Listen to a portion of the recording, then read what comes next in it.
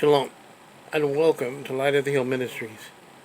I'm Yochanan, and in today's teaching, we will continue on the Question Yeshua Asked series. And since the first one didn't fit in the description box, I will be posting the teaching on the first comment box. Sorry for the inconvenience, but I do hope you enjoy the teaching, and once again, you can follow along with me and read. May we continue to walk as Yeshua walked. And now, on to the teaching. The question that Yeshua asks is, what do you seek? John 1:38. A father watches a child at a distance, knowing that he wants to ask him a question. The father was working on the car, and the little child didn't know what he was doing. The father smiles and asks the child, "What do you want?" The father knew that the child wanted to be with him and possibly help him on whatever he was doing. This is the type of question that Yeshua was and is asking. He knows you want to spend time with him, and he knows that you see what he's doing. But often we don't understand what it is he's doing. All that Yeshua is waiting for us to do is to ask to be with him, just as his disciples did in John 1:38. And they said to him, "Rabbi," which means teacher, "where are you staying?" The Greek word for staying is menes, which is Strong's number G3306, meno. A primary verb to stay in a given place, state, relation, or expectancy. They wanted to know more about him and wanted a more intimate setting for them to get to know the Master, possibly to break bread and to eat with them, and this would be customary at the time to do. The fact that Yeshua says, "Come and see," shows us that he was the host, inviting the disciples into his home. Then in Eastern cultures, if someone comes to one's house, it would be seen as if Yahweh had sent them. No doubt Yeshua saw them as sent from his own Father, and as such, he would have prepared the meals for them, sitting with them while they ate. And as a host, he would have been there the whole time they stayed until they left, making sure they would leave safely.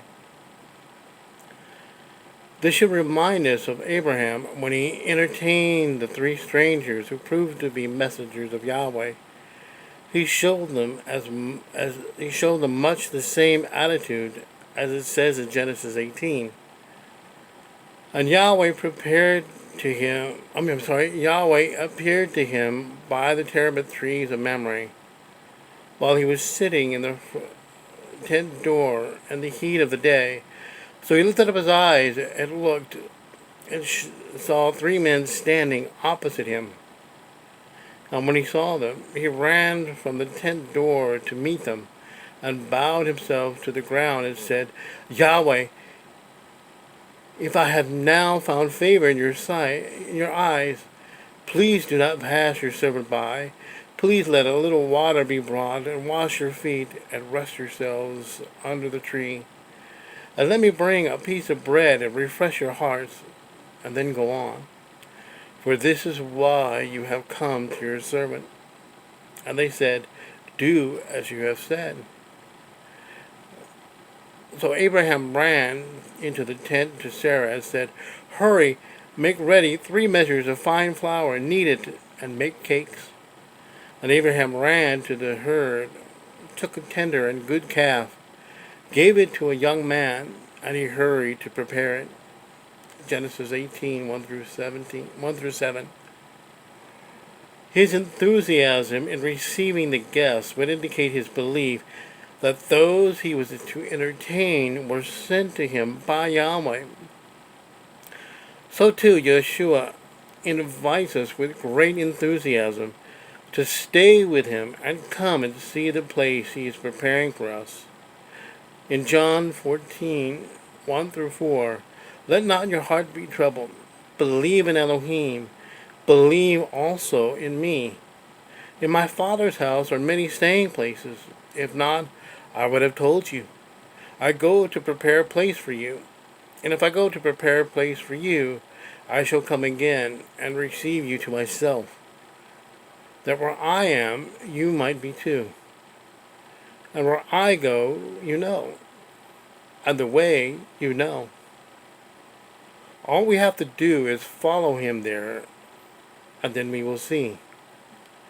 The journey is a long one in getting there, but his promise is sure, and we will. If we stay on the road he has for us to travel on, then we will be at the wedding feast, enjoying our permanent home with him. Revelation 19:6-7. And I heard as the voice of a great crowd, as the sound of many waters, and as the sound of mighty thunder, saying, Hallelujah! For Yahweh El Shaddai reigns! Let us be glad and rejoice and give him praise, for the marriage of the Lamb has come, and his wife prepared herself. The question boils down to this. Is this what we want? Do we want to see where he's going? If so, begin your journey with him. And much like Abraham prepared the meal for the three messengers, so too does Yeshua prepare a meal for us to eat when we enter his Father's kingdom. May we be a bride ready for the feast that is yet to come. Philip and the others got a taste of the marriage supper of the Lamb. They ate with the bridegroom and sat with him and talked with him.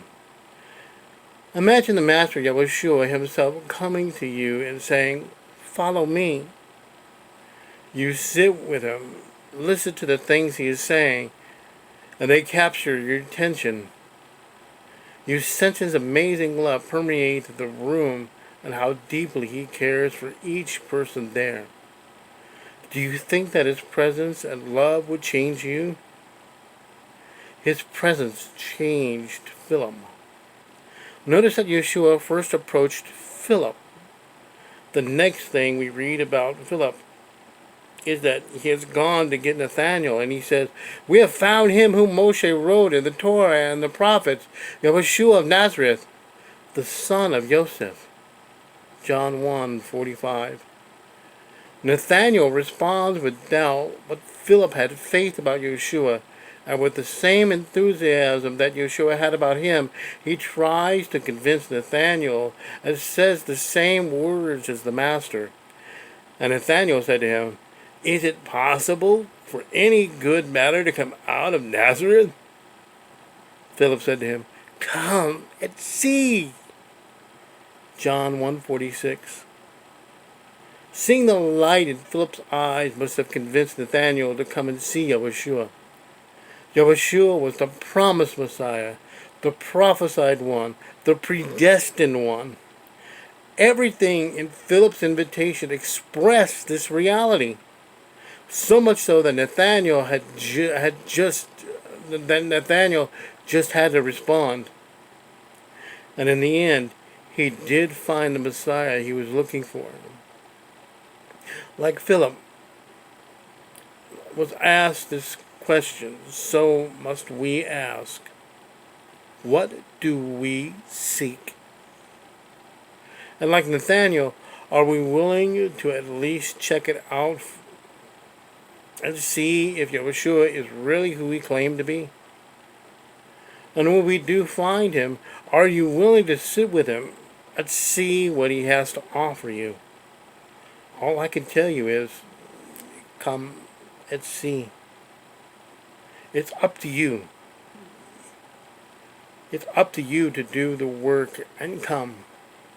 I suggest you prayerfully think about this and let the Master come and dine with you, because he does knock on the door of our hearts, as he says, See, I stand at the door and knock. If anyone hears my voice and opens the door, I shall come into him and dine with him, and he with me.